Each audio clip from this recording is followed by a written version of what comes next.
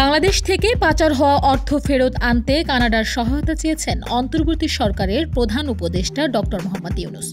মঙ্গলবার দুপুরে রাষ্ট্রীয় অতিথি ভবন যমুনায় ঢাকায় নিযুক্ত কানাডিয়ান হাই কমিশনার অজিত সিংয়ের সঙ্গে সাক্ষাৎকালে এ সহযোগিতা চান তিনি।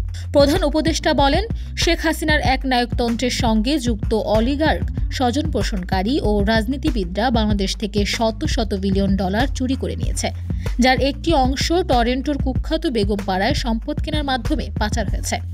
তারা আমাদের জনগণের অর্থ চুরি করে বেগমপাড়ায় সম্পদ কিনেছে। আমরা এসব সম্পদ পুনরুদ্ধারে আপনার সহায়তা চাই। এটি আমাদের জনগণের অর্থ।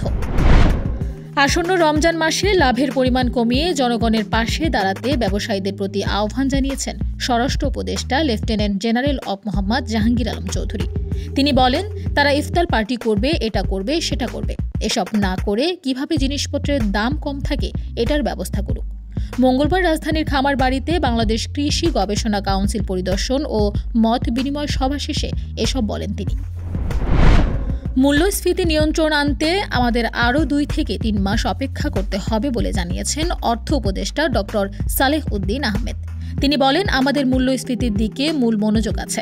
যতটুকু সম্ভব যত তাড়াতাড়ি মূল্যস্ফীতিটা নিয়ন্ত্রণে আনতে পারি।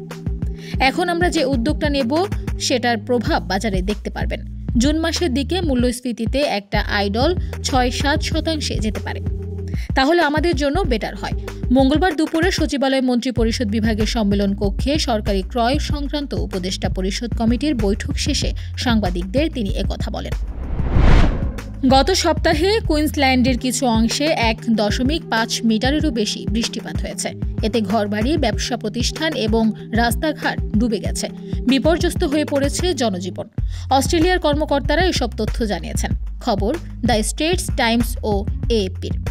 সর্বশেষ পরিস্থিতি জানাতে মঙ্গলবার সংবাদ সম্মেলন করেছেন প্রদেশটির প্রশাসনিক প্রধান ডেভিড ক্রিসাফুলি। তিনি বলেন, সত্যি বলতে গেলে এ ধ্বংসযজ্ঞ অবিশ্বাস্য। অনেকের বাড়ি, ব্যবসা প্রতিষ্ঠান এবং খামার পানিতে ডুবে গেছে।